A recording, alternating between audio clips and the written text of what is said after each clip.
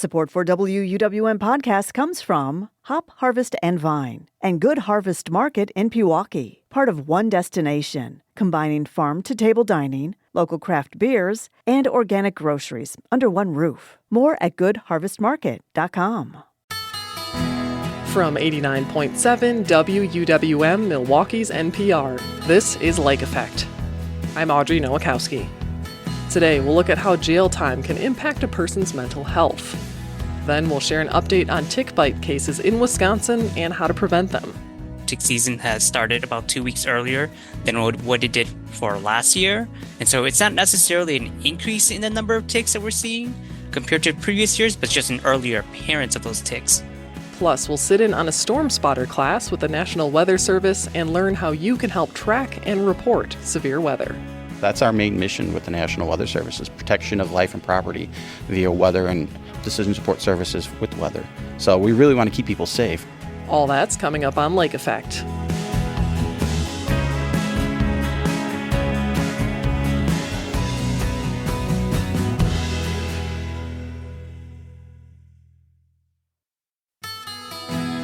This is Lake Effect from 89.7 WUWM, Milwaukee's NPR. I'm Audrey Nowakowski. Thanks for joining us today. May is Mental Health Awareness Month. Nearly half of inmates being held in jails across the country are living with a mental disorder. That's according to the U.S. Department of Justice. A lack of resources, care, and support often leads to stigmatization and recidivism.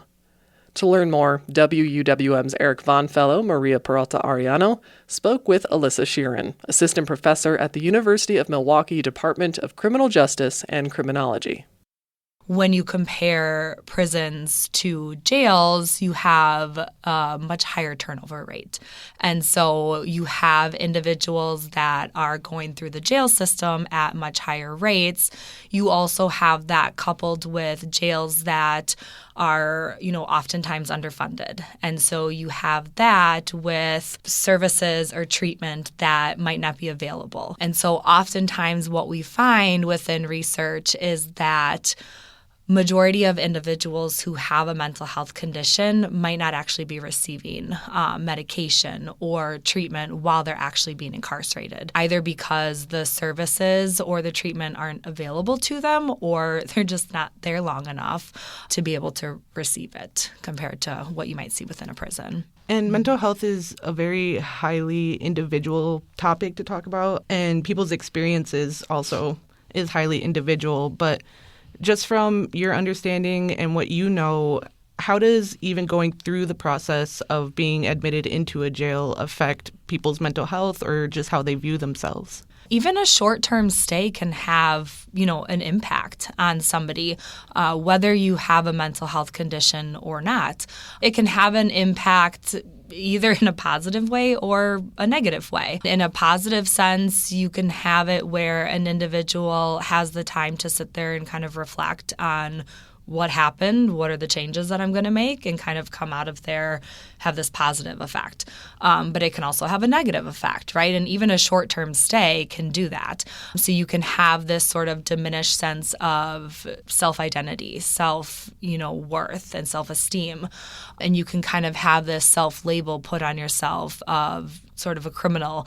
Once you come out, you can also have that kind of continued on, whether it is put on by yourself, whether it's put on by other people that you know, whether it's put on by other people in society. And that doesn't have to be from a long-term stay. That can happen from a short-term stay. And then you couple that with individuals who have a pre-existing mental health condition, and particularly someone that has an untreated mental health condition. And that can just be exacerbated. Just going off of your response to that, how, even if you're undiagnosed or unmedicated, can kind of blow up these issues that people are seeing and having to deal with in their lives. Mm-hmm. But when we're talking about mental health and jail, how does that factor into either how people find themselves in the system or prolonged stays? We had mentioned some jails being underfunded and not being able to have those resources. A lot of what research finds is that there is an association between individuals who have a mental health condition, and particularly an untreated mental health condition, and the likelihood of arrest or incarceration. We tend to see individuals in jails that have, major depressive disorder, PTSD, schizophrenia, bipolar disorder, personality disorders. And so the thing, too, that we see is, I think the latest statistic that I saw was, this is across the nation, not just in Milwaukee County, 44% of the jail makeup has a mental health condition, and that's double of what we see in just like the general population. And so that's concerning, right? And so we see that there is this association between individuals who have a mental health condition and their likelihood of being arrested, being incarcerated within jail. And then once you're confined, you have this increased risk of prolonged stays because those conditions are likely to just kind of be exacerbated. You have, sort of isolation. You have, an increased risk of violence, increased risk of victimization, suicide. You might feel this loss of self-identity, this loss of autonomy.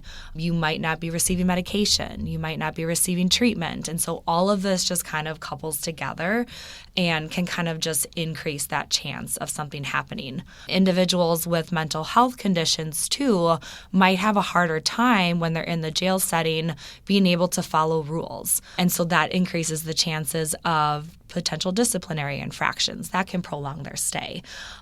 Individuals might have an increased chance of entering the competency system, and so that might increase that prolonged stay. They may not qualify for certain diversion programs or early release programs.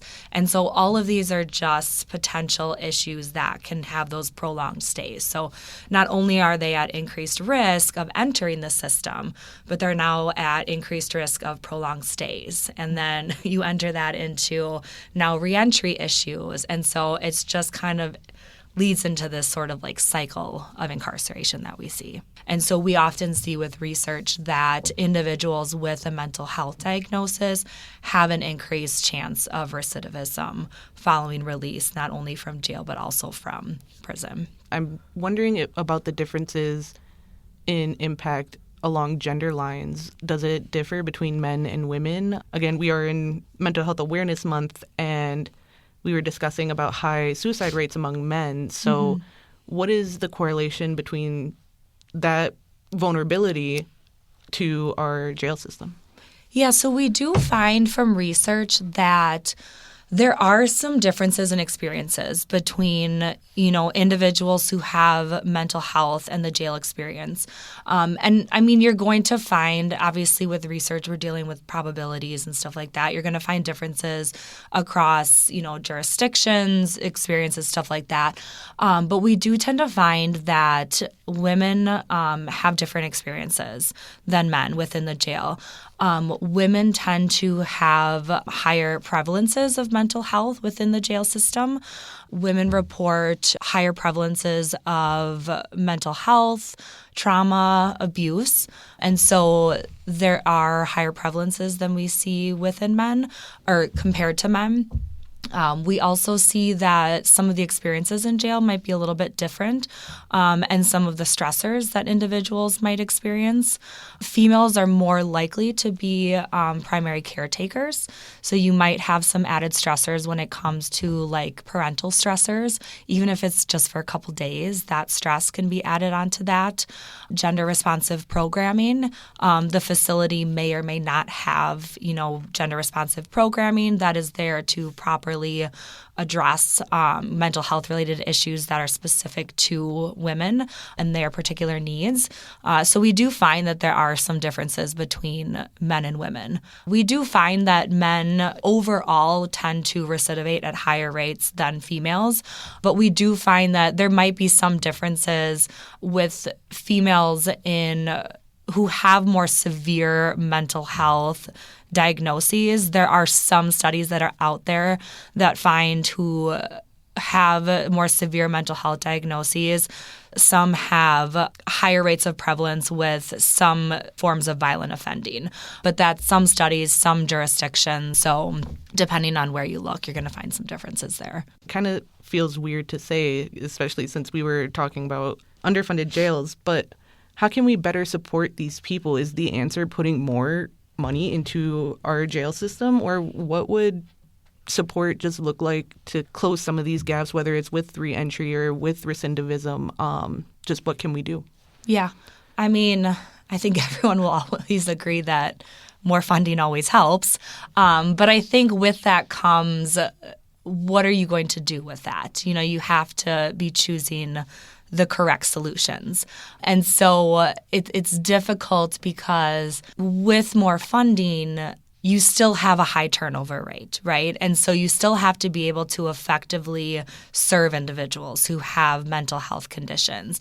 And so what a lot of reform issues that are happening is not only just trying to provide services and medication management for individuals with mental health issues while they're being incarcerated, but really targeting reentry, right? And so providing that support and the services for individuals once they're leaving and being able to have them have treatment, have medication management, be able to have some of those reentry services that they need where you're stopping that cycle of incarceration. And so I think a lot of reform efforts are focusing on that. And I think that is something that can be very helpful. Also looking at like diversion programs. And so diverting individuals who have mental health issues away from the system and into programs that are going to address the underlying issue and try to get them those services. Milwaukee County does a great job of, trying to identify individuals who have mental health issues or substance abuse issues and trying to place them into programs that are going to address those issues, keeping them in the community and providing them with treatment and support and services that are going to treat that underlying issue. And then ultimately what that's doing is providing public safety, reducing recidivism, and getting them the support that they need to provide that long-term recovery.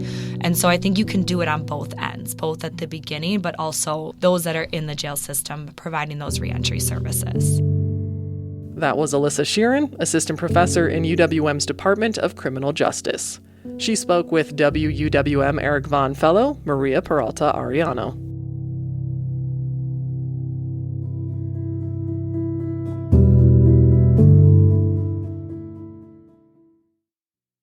Emergency room visits for tick bites are higher than usual across the country, including here in Wisconsin.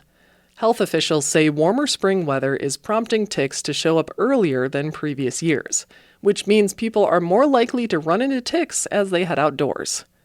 Zia Lee is a public health entomologist with the State Department of Health Services. He joins Lake Effect's Excret Nunez to share the latest on tick bite cases and how to stay safe this tick season. What are tick bite cases looking like right now across Wisconsin?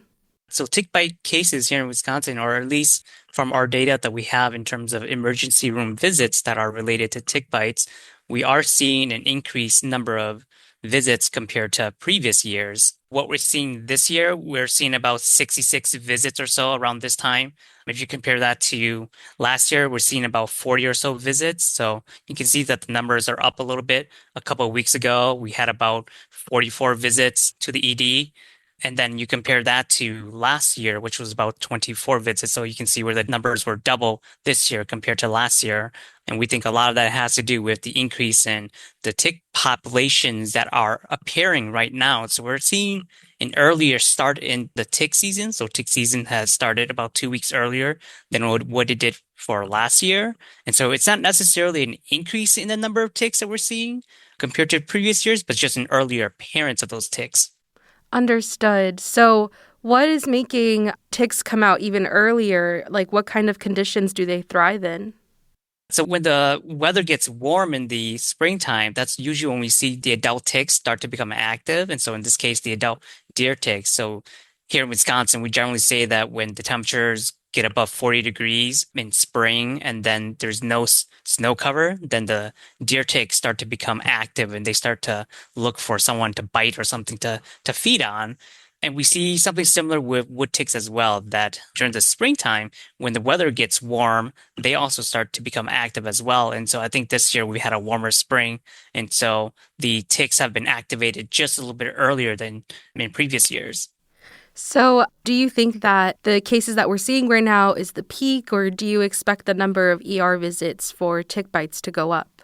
Yeah, it's a very good question. It depends on a lot of factors. In general, we do see those ED visits go up as we move into the summertime because that's when more ticks will come out. Right now, we're seeing just the adult deer ticks and then just the adult wood ticks. But as we go into the summer months, we see that the adults are still around. They're sort of lingering around. Their populations or their numbers aren't as high as what they normally are during the springtime. But during the summer months, we also see an increase in the number of juvenile life stage, the nymphal life stages. So generally speaking, in terms of just sort of monitoring those trends of ED visits related to tick bites, we generally see them spike during the summer months. And that's also partly because we as humans were more active during those summer months. And so we're more likely to come in contact with ticks that are also out there during that same period. Something to clarify, just because you get bitten by a tick doesn't mean you have Lyme disease or a disease gets transmitted. But how common is this disease in Wisconsin, and what's the likelihood of transmission? Yeah, that's a very good question. So here in Wisconsin, we have, unfortunately, quite a number of pathogens or diseases that can be transmitted by the deer tick. So in general, with the diseases, the transmission time is very different for each of them. But in general, when we think about the pathogen that causes Lyme disease, that pathogen can be transmitted between 24 and 36 hours after attachment, right? So after the tick has bitten you, to move from the gut of the tick into its mouth parts and then into you. And so with that sort of transmission timing in mind, so if the tick has bitten you, here in Wisconsin, and you remove it before 24 hours, we have guidelines that recommend that you just sort of wait and see if you develop any symptoms. But if the tick has been attached to you for more than 24 hours, then in that case, we recommend that you remove that deer tick and then go in for prophylactic treatment. And so just thinking about that, in terms of the percentage of the ticks that are infected with the pathogen that causes Lyme disease, here in Wisconsin, we calculate that on average, 20% of the juvenile life stage, and those are the ticks that are active during the summer months, so June and July, that 20% of that life stage are infected with the pathogen that can cause Lyme disease. With the adult ticks, since they've had 2 opportunities to feed and 2 opportunities to pick up a pathogen, generally when we do the math on that life stage, we see that about 40 to 50% of that life stage are infected with the pathogen that causes Lyme disease. But with all that being said, I think it's important to know that here in Wisconsin, because there is such a high prevalence of the pathogen, 20 to 50% of the ticks are infected with the pathogen that can cause Lyme disease. We treat every tick bite as if the tick is infected without having the need to actually test those ticks for that pathogen based on those recommendations that I provided earlier, that if the tick has been attached to you for more than 24 hours, we treat it as if the tick is infected and has potentially infected you. So you go in and get treated for potential Lyme disease. I'm Lake Effect's Excret Nunez speaking with Dr. Zia Lee about the recent tick bite cases across Wisconsin. So you were talking about this. If someone gets a tick bite, how can they remove it and report their case? So with tick removal, our recommendation is to take a pair of tweezers and grab it by the mouth parts and slowly pull the tick off until it either releases or it comes off. The different tick species, the way that they release it's a little bit different, and sometimes too, mostly with the deer tick, when you try to remove it, the mouth parts can break off and stay embedded in you. That's not a sign that the tick is infecting you, nor is it a sign that the tick will infect you. It's just a broken piece of the tick's mouth part. It can do nothing in your body, and so we recommend that you just leave it in there. Your body will take care of it. We've seen people try to dig it out, and that just usually ends up leads to a secondary infection. So just leave it in there, clean it off with some soap and warm water, And then, of course, like I said, if the tick has been on you for less than 24 hours, just sort of see if you develop symptoms related to tick-borne diseases. And if the tick has been on for you for more than 24 hours, then we recommend that you go see your healthcare provider about getting treated for prophylactic treatment for Lyme disease. And with the weather warming up, what are some other ticks and tick-borne diseases people should keep an eye out for as they travel out of state this summer? So we do have the Lone Star tick that does show up occasionally here in Wisconsin. But for the most part, if you're traveling outside of Wisconsin into those southern states, that's the natural range of the Lone Star tick.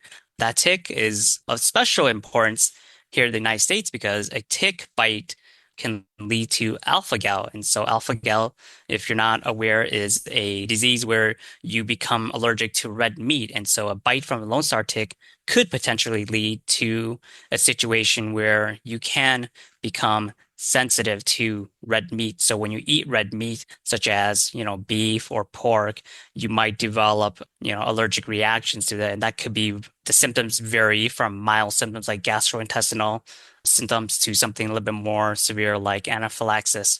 And so it's just very important to know that if you are traveling outside of Wisconsin, to know where where you're traveling and whether or not the Lone Star ticks can be found in those locations, and then to take preventative behaviors in order to prevent a tick bite from a Lone Star tick.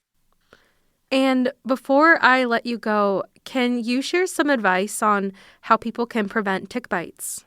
Yes, absolutely. Tick bite prevention, I think about it in 3 different stages. And so I think about it about what you can do before you head outside, what you can do while you're outside, and then what you can do after you come back from being outdoors in areas where there may be ticks. And so before you head outside, I recommend that you check the location where you're going, especially if you're traveling outside of Wisconsin.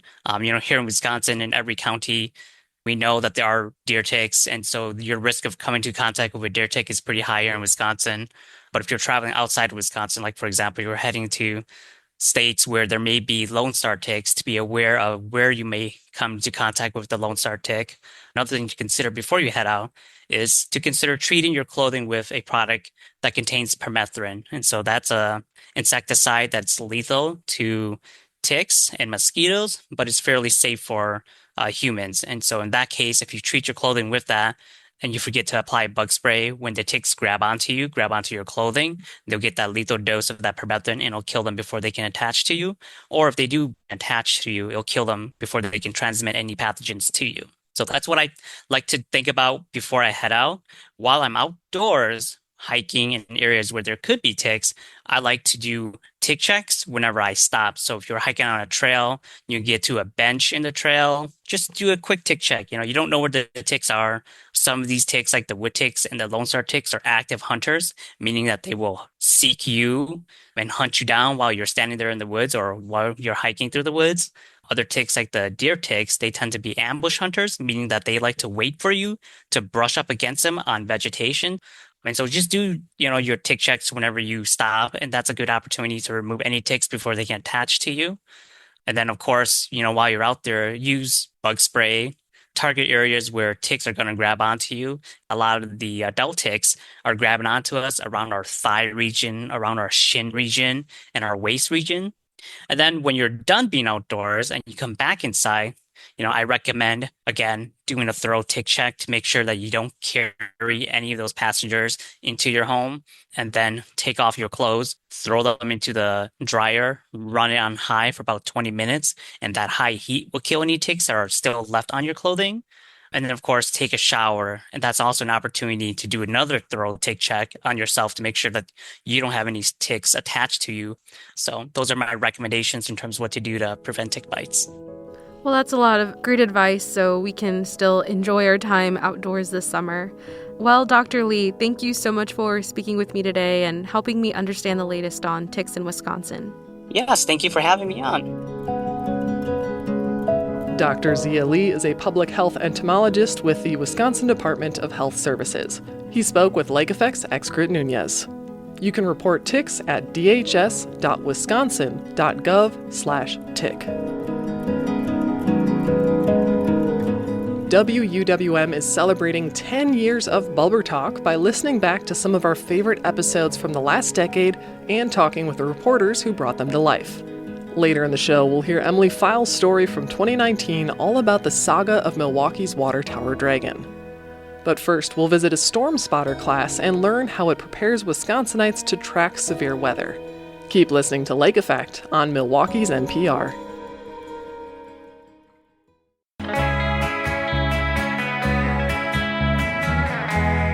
You're listening to Lake Effect on 89.7 WUWM. I'm Audrey Nowakowski. This spring has already brought a lot of severe weather, from flooding to high winds and an unprecedented stretch of tornadoes across the state last month. This is also the time of year when our local National Weather Service offers training for people who want to be able to spot and report severe weather. WUWM's Jimmy Gutierrez dropped by the most recent storm spotter training in Bristol. He spoke with meteorologist Kevin Wagner about what someone can expect from the class.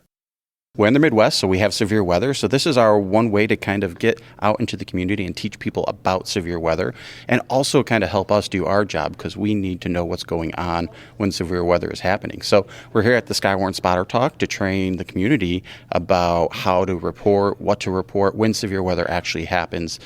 Because when we're doing warnings, we want to get that information as much as we can, because it helps us verify ongoing events. So who here has done a spotter training before? Raise your hand. Okay, a lot of repeats. We have a lot of great tools that help us, like radar and satellite, but we need boots on the ground to really tell us if it's actually happening. And that we can get that into our warnings and downstream let people know that, hey, this is actually occurring. We have spotters reporting it. We have the fire department reporting it. It's actually happening. Seek shelter. And so that's what we're doing here. We are here forecasting this to give people that information so you know to be prepared when this is happening. Know what to do when this is happening. This class, we're actually going to be learning about how you can send that information to us so we can get those warnings out to people downstream so they can be safe. So I'm going to go through this 2-hour class, learn how to spot these storms, spot severe weather. What kind of skills, tangible skills will I have when I am those boots on the ground, when I'm like calling you up like, hey, Kevin, this is coming in. What am I going to know? So we're going to try to go through a lot of different aspects. We can probably spend days going over these topics, but really it's just a broad overview of what severe weather, kind of how to figure out in advance what to expect, so kind of being prepared ahead of time. And then when the forecast actually calls for it, what do you do? What's the timing? What's the difference between a watch? What's the difference between a warning? What's the different types of clouds that you can expect when we're actually seeing severe weather? What do we want you to report? So we want to report a tornado, how to report a tornado, wall clouds, and then also kind of going over the safety aspect of it, because that's our main mission with the National Weather Service, is protection of life and property via weather and decision support services with weather. So we really want to keep people safe, and by doing that, we have volunteers that are trained to help us give us that information. Okay. And then for folks who are not aware of that this class happens, and that it's even an opportunity to become those boots on the ground and to help feed that information to you all, can you just give a quick breakdown of where they can find these classes and how much they cost? Mm-hmm. So this is entirely free. We are part of the federal government, so everything we do, our education is free. We do it every spring up here. You go to our website, weather.gov/Milwaukee. You can get that information. Right now, we're kind of at the tail end of our season with it, but next spring you can look for it online, and we kind of list it out typically beginning in March and goes through May. Our area in southeast Wisconsin, we at least try to get to each county every year. But for those of you that can't make it, we also have been offering online courses as well. So you can see that online, the schedule. But if you aren't able to make those or the in-person training, we also have a website on our homepage, so weather.gov/Milwaukee. If you go down to the bottom and search for Skywarn, we actually have a lot of that information and additional tools that you can kind of go through, learn about weather that way as well.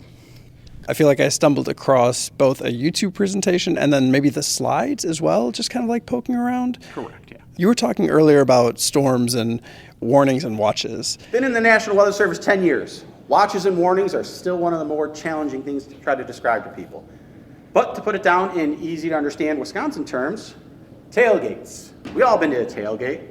We got a tailgate watch and a tailgate warning. Can you tell me a little bit about the difference? Because we had a lot of questions come in over the past couple of months with all of the rain, all of the wind, and then a lot of people in Milwaukee were hearing a lot of alarms that they were not used to. So Can you tell me a little bit about those kind of differences and what kind of weather we've been seeing recently in Milwaukee? Because I think it was kind of a big deal month for tornadoes. Yes, very much April kept us very busy, seeing 4 days and 4 out of 5 days of severe weather that we had a tornado, or at least each of those days, is unprecedented but not unheard of for this area. Typically, our season starts a little bit later in the year, but for April it does happen, and this year happened to be the time. It was nonstop, multiple overtime hours for our office. We were 24/7, round the clock, and took us almost 2-3 weeks to kind of catch up on everything behind us. Because again, these are all the tornadoes just in our southeast part. We had one here. I believe this was on... I've been in the National Weather Service, going to be 10 years this week, actually. And yeah, the difference between a watch and a warning is still one of those tricky things for people to kind of latch onto. But really, it breaks down to the watch is kind of ahead of time. The ingredients are there for severe thunderstorms. We're seeing things come together, like on the models, usually a couple hours ahead of time. And so that's usually that kind of the first kind of broad brush that, hey, things are coming together. We got the ingredients for severe weather. Now it's time to start preparing if you're going out later in the day for it. Now, when we have a warning, that's when all those ingredients come together. And we're actually seeing the storms develop. We're seeing the threats. So that's either large hail, anything 1 inch or greater, or winds greater than 58 miles per hour, and a tornado. So if we start to see those, we'll issue the warnings. That means that the threat is either ongoing or is imminent or about to occur. So that's when we want people to heed the warning, take action, and get to your safe place. Like you said, you've been with NWS for 10 years, and I think something that I feel really comfortable with or safe with is the fact of when that extreme weather's happening, I'm checking your Twitter. You guys are on it, letting me know and letting people in the region know what's happening, what to know about weather, difference between the watch and the warning. How have things changed for you and your ability to do your job? You're still doing this outreach, like you said, you've been doing since the original Twister, incredible. But how have things changed for you to be able to do your job and do the work that you're doing? Yeah, it's an evolving science because it's constantly changing. We're getting new technology, new computing, new models. So when I started my career as an undergrad, we had maybe a handful of models. Now we have hundreds of runs in one model. So it's a lot of information, a lot more technology that we're actually adapting to. AI is another one that's kind of on everyone's mind right now, and that's actually starting to get into our models, kind of learning we can work with that. Also, breaking it down. When I started, satellite images were coming in every 15 minutes. Now they're coming every minute. We can even get 30-second updates. So we got satellites, we got models, so a lot of different technology. But we also need someone there to kind of interpret that information to the people so you can understand what to do when it does happen. Because it is a lot of information. My old professor used to call it drinking from a fire hose because it's just coming at you all at once. So now our role as the NWS, it's really kind of breaking it down to people, the decision makers. So like working with emergency management, fire departments, police departments, and breaking that, and even our media partners, because we work with broadcast media when things are going on, to get the word out. So we're really kind of working on trying to break it down in simplified terms. We know all the nitty-gritty science behind it, but to get it so people actually take action to be safe, make that decision, that's kind of where we're moving towards. Also kind of analyzing what's happening after the storm happened. So we really want to know that information so we know if our forecast is accurate, and then ways we can improve it as well. I'm Carl Schulze from Twin Lakes, Wisconsin. And this is my granddaughter, Sally, and she is from Lyons, Wisconsin. My name is Lori, and I am from Kenosha. I am Jackson, and I'm from Kenosha. So, what is your favorite type of weather? Sunshine, blue skies, and about 85 degrees. Sunshine, blue skies, and probably like 70. For me personally, I like the overcast. Do you like the rain that comes with it, or just like overcast, gray skies? Just the overcast. I'm not really a fan of rain. Tornadoes. Tornadoes? You like tornadoes? Yeah. Why did you come out tonight? So we could learn more about weather and hazardous weather and what to look out for and what's not to. Probably to help me not get so scared of storms. I think if I learn more about them, it'll help me get less nervous. I want to learn more about what to look for and how to alert my family for emergency situations. Luckily, we haven't been involved in anything real serious, but we do get together when it's raining and it looks kind of scary outside. So I come over and visit her, and we sit and talk, or sometimes she's at our house when a storm goes by. So I just want her to not be so scared all the time. And I think that not being scared comes with knowing more about what's going on. Okay, and to that point, what have you learned tonight so far? You want to go first? Technically how to spot storms and like know if you should go into shelter and stuff like that. Pretty much how to read the maps and like what to look for on the maps. And then, understanding how the apps work and the websites and all that stuff, where to look for information, that's kind of cool. I like that. So, Like on the radar, then you know like where there's like tornadoes and stuff. Then my final question, are you planning on storm spotting? maybe someday. Yes. Whether she says yes or not, we both are going to be storm spotters. You have to be like if you're a storm chaser, you have to be like really careful. What's that? Because one wrong path, the tornado can hit your vehicle. And that'd be bad. Yeah. That was WUWM's Jimmy Gutierrez reporting. He spoke with meteorologist Kevin Wagner with the National Weather Service. Need some flexibility for when you listen? You can listen to Lake Effect on demand. Find it as a podcast wherever you like to listen, to download and enjoy us on the go. WUWM is celebrating 10 years of Bubbler Talk. When we return, we'll listen back to a favorite story and hear from the reporter about how it came together. Stay tuned on WUWM.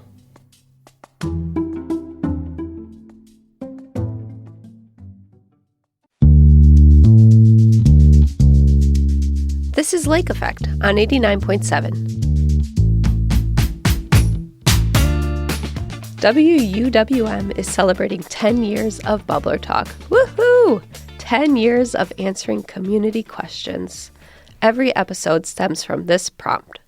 What have you always wanted to know about the Milwaukee area's people, places, or culture? And boy, do you all have questions. I'm Michelle Maternowski, WUWM's Audience Innovation Manager. I helped get Bubbler Talk off the ground in 2016, introducing the idea of engagement journalism to our team. To celebrate Bubbler Talk's 10th anniversary, we're doing something a little bit different this season. For the podcast, we're listening to some of our favorite episodes, and I'm chatting with the WUWM reporters and producers who created them. Today, we're going to listen to a story that you might call magical. Editor and project leader Emily Files produced it in 2019, and she's here with me to listen to it and talk. Hi, Emily. Hi, Michelle. Are you excited to listen back to your voice from 2019? You can definitely tell that it's a younger version of me. I can definitely tell when I listen to it. Okay, well, let's give it a listen and then we'll chat. Okay. Bubbler Talk, quenching Milwaukee's thirst for knowledge. It was like something out of a fairy tale. One day in the fall of 1985, a 30-foot-long green dragon appeared on Milwaukee's east side. My eyes, even now, get wider just thinking about it. It was a 350-pound sculpture perched on the Gothic-looking North Point water tower where North Avenue meets the lake bluff. The dragon's teeth were bared and its claws and tail curled around a ledge. People came from all over just to see it. These two longtime Milwaukeeans, Gretchen Farrar Foley and Cookie Anderson, remember the dragon. It was really beautiful, I thought. It glistened in the sun. They reached out to Bubbler Talk to learn more about the art installation and find out whatever happened to the dragon. Every time I go by here, I think about that dragon every single time. The story of the dragon on the water tower starts in a dark place. 26-year-old Therese Agnew was a struggling artist who had just dropped out of college. I was broke, I was lonely, and now I was a college dropout. Therese was walking to her waitressing job one day when she looked up and saw the North Point water tower. I just stopped in my tracks and I thought, wow, that would look really good with a dragon on it. She started by going to the Milwaukee Water Department, because it's a water tower.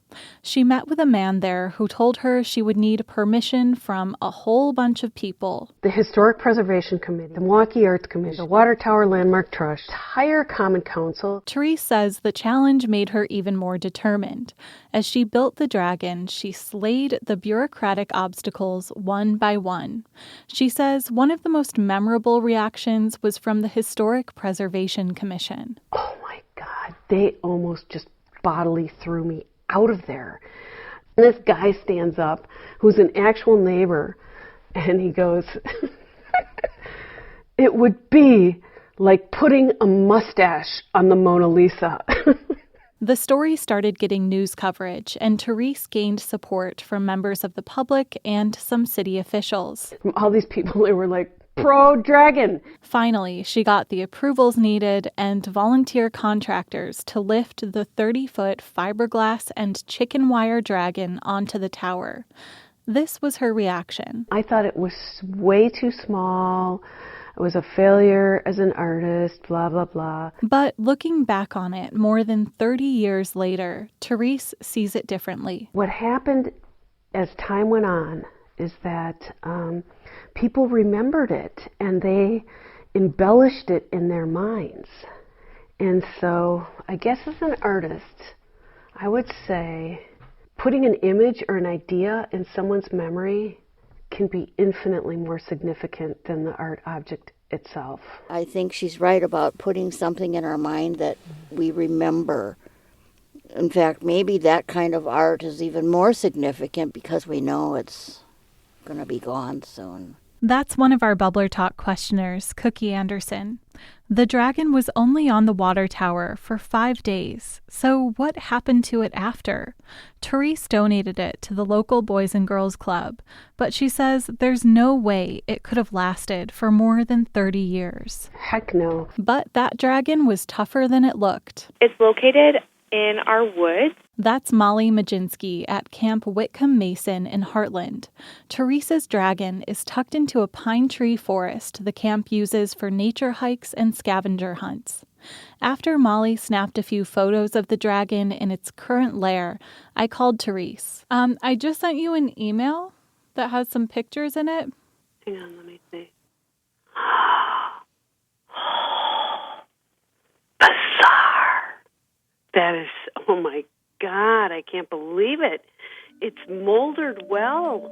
The dragon was only on the North Point water tower for 5 days, but it spent decades adding magic to the forest of a children's camp.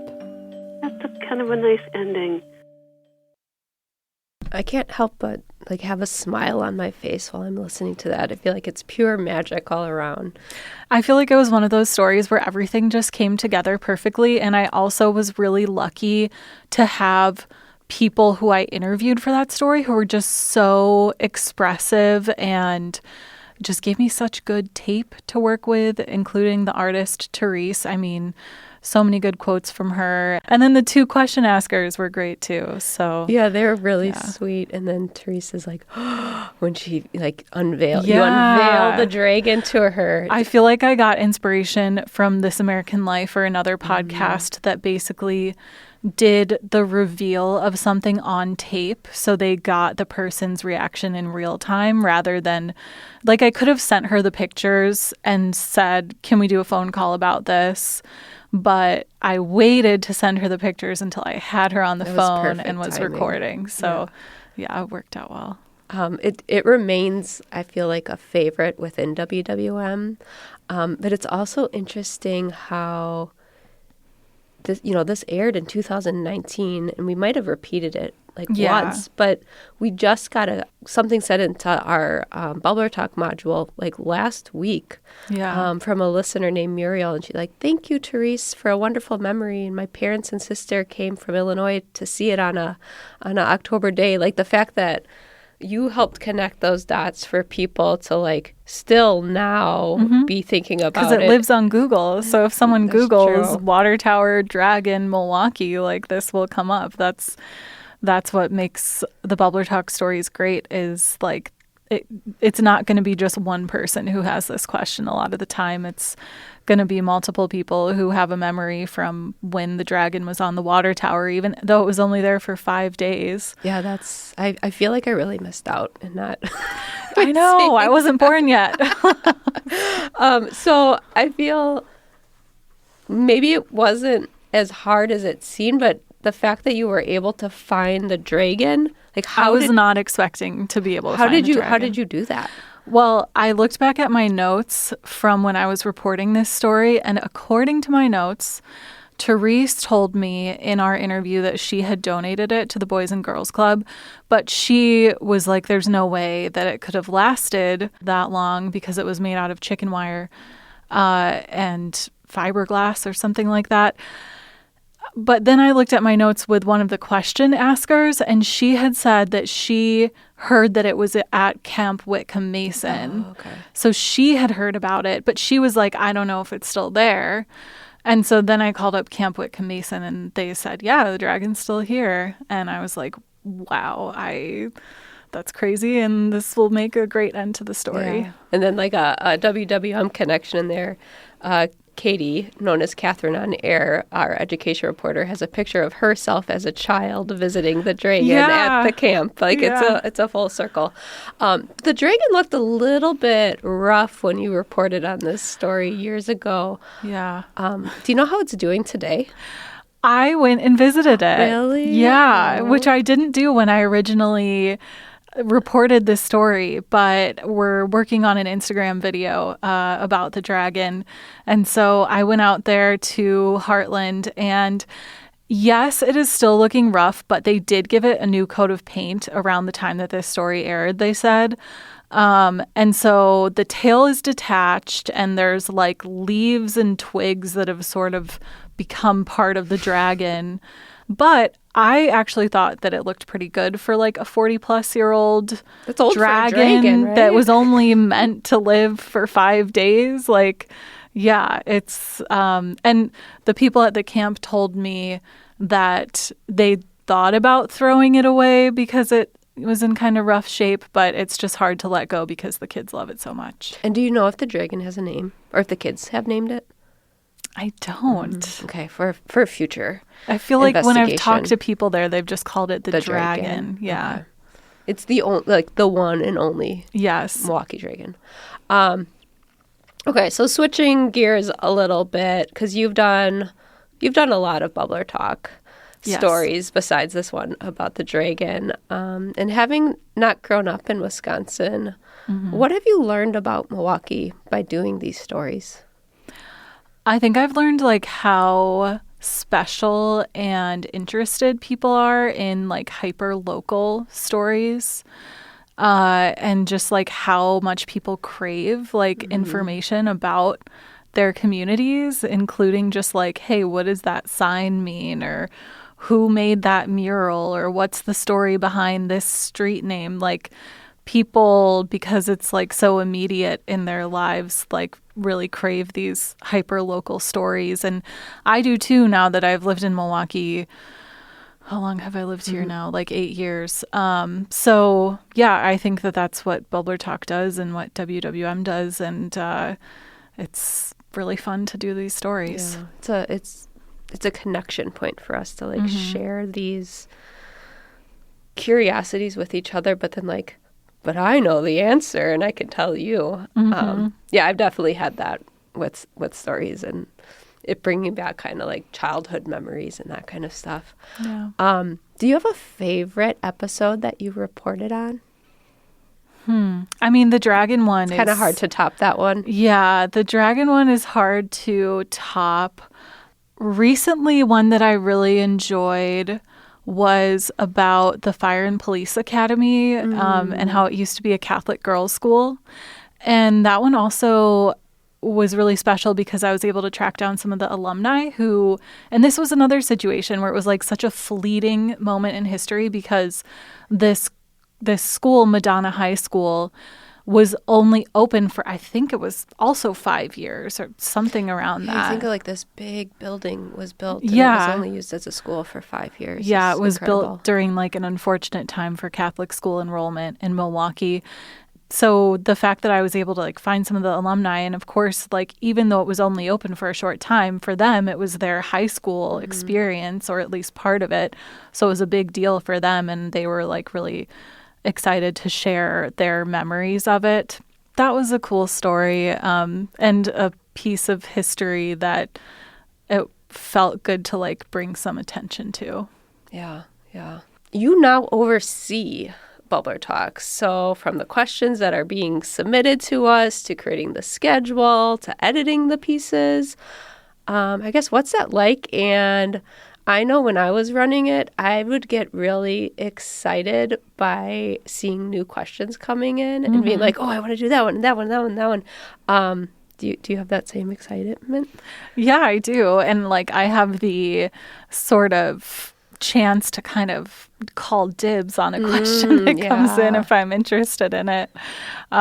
It's really cool to see what questions we get, and it's also fun to see like which questions reporters choose to report on, and to kind of like see which reporters gravitate to which kind of questions. You know, it's a series that's like pretty lighthearted and kind of gives me and the reporters a little bit of a chance to work on something that hopefully brings us and listeners joy. Yeah, a little uplifting. We all need that.